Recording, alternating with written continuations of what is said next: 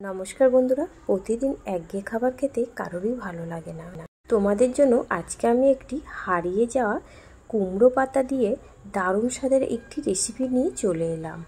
চলো বন্ধুরা, দেখে নিই আজকের এই রেসিপিটা আমি কিভাবে করি। এখানে আমি সবার প্রথমে পরিমাণ মতন জল দিয়ে আর 1 চা চামচ নুন দিয়ে জলটাকে গরম করে নেওয়ার পরে এই কুমড়ো পাতাগুলো আমি জলে দিয়ে দিলাম। আর এই কুমড়ো পাতাটা জলে দেওয়ার আগে আমি আগে থেকে খুব ভালো করে ধুয়ে পরিষ্কার করে জল ঝাড়িয়ে নিয়েছি।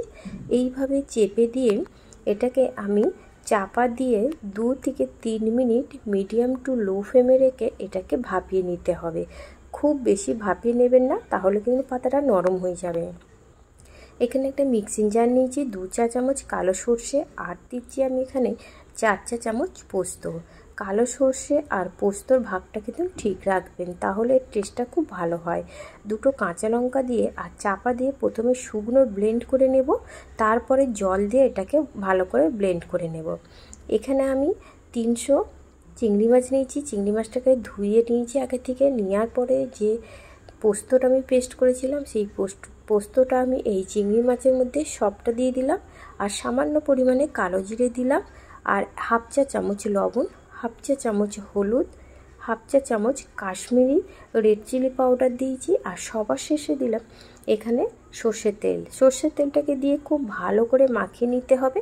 আর আপনারা ঝাল পছন্দ করলে এখানে একটু আরও লঙ্কা গুঁড়ো দিয়ে দিতে পারেন।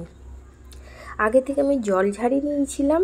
এখানে 1/2 কাপ দই আমি দিয়ে দিলাম, এটা টক দই দিলাম। টক দই দিয়ে এই রেসিপিটা করবেন, এই রেসিপির টেস্টটা কিন্তু দ্বিগুণ বাড়িয়ে নিয়ে যায়। আপনারা কেউ যদি স্কিপ করতে চান এটাকে বাদ দিয়ে দিতে পারেন। আর সবার শেষে এতে একটু চিনি দিলাম, যেহেতু টক দই আছে টেস্টটাকে ব্যালেন্স করবে। এইভাবে মাখিয়ে নিয়ে আমি ওটাকে 10 মিনিট রেখে দেব।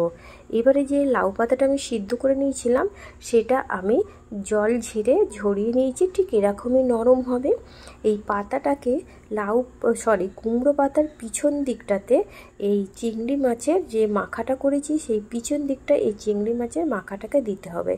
একটা চামচে করে আপনারা পরিমাণ মতো দেবেন, একটু বেশি দিলে খেতে ভালো লাগে, আর কম দিলেও খেতে ভালো লাগে, কিন্তু বেশি দিলে আরও বেশি ভালো লাগে। এইভাবে আমি এটাকে মুড়ে দিচ্ছি। এখানে কোনো বাঁধার প্রয়োজন হবে না। আমি যেইভাবে এটাকে ভাঁজ করছি এইভাবে ভাঁজ করে দেবেন, দেখবেন এটা একটুকু খুলে যাবে না। এইভাবে এটাকে ভাঁজ করে দিতে হবে। দেখো বন্ধুরা আমি কিভাবে ভাঁজ করলাম। এবারে এটাকে আমি সোজার দিকে করে রেখে দেব। তারপরে আমি আবারও একটা তোমাদের দেখিয়ে দিচ্ছি যে কিভাবে আমি তৈরি করি। এইভাবে লাউ পাতাটাকে নিয়ে আবারও আমি দিয়ে দিলাম। এটা সাবেকিয়ানা রেসিপি। এই রেসিপি এখন কিন্তু হারিয়ে গেছে, গ্রাম বাংলার একটি রেসিপি। আর এই রেসিপিটা মা ঠাকুমার হাতে আমরা ছেলেবেলায় খেয়েছি। এটা দারুণ খেতে লাগে বন্ধুরা। আপনারা যদি একবার তৈরি করেন এটাকে আমি আবারও বলছি আপনাদের এটা বারবার খেতে ইচ্ছা করবে।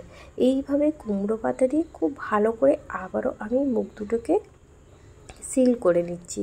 এইভাবে কিন্তু আমি সব কটা তৈরি করে নিয়েছি। দেখো বন্ধুরা কতটা সুন্দর হয়েছে। এবার চলো এখানে কড়াটাকে আগে থেকে গরম করে নেওয়ার পরে 2 টেবিল চামচ সর্ষের তেল দিয়ে দিলাম।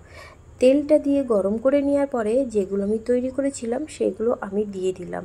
এই সময় কিন্তু বন্ধুরা গ্যাসের ফ্লেমটাকে মিডিয়াম টু লো ফ্লেমে রেখে চাপা দিয়ে 5 মিনিট এটাকে ভাপিয়ে নেব। 5 মিনিট পরে খুলে নিলাম। দেখেছেন বন্ধুরা কত সুন্দর ফুলে উঠেছিল। আর এবারে একটা কাঁটা চামচ আর একটা স্প্যাচুলারের সাহায্যে ধরে 2 হাতে ধরে এটাকে উল্টে দিতে হবে। আবারও 2 মিনিটের মতন এটাকে আমি রান্না করে নেব।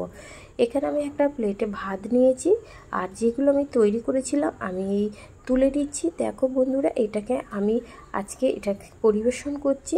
এবারে চলো আমি তোমাদের একটু খুলে দেখাই যে এই রেসিপিটা কেমন হলো। চিংড়ি মাছ এমনই একটি টেস্টি মাছ যে চিংড়ি মাছ যাতেই দাও কিন্তু খেতে দারুণ লাগে। আবার চিংড়ি ভাপা, এইভাবে আমি চিংড়ি ভাপাটাকে নিয়ে আমি ভাতের সাথে মেখে নিচ্ছি। তাহলে বন্ধুরা কুমড়ো পাতা দিয়ে চিংড়ি ভাপা একবার খেয়ে দেখবে, তোমাদের বারবার খেতে লাগবে। ভালো লাগলে লাইক দেবেন, কমেন্ট করবেন আর চ্যানেলটি সাবস্ক্রাইব করবেন।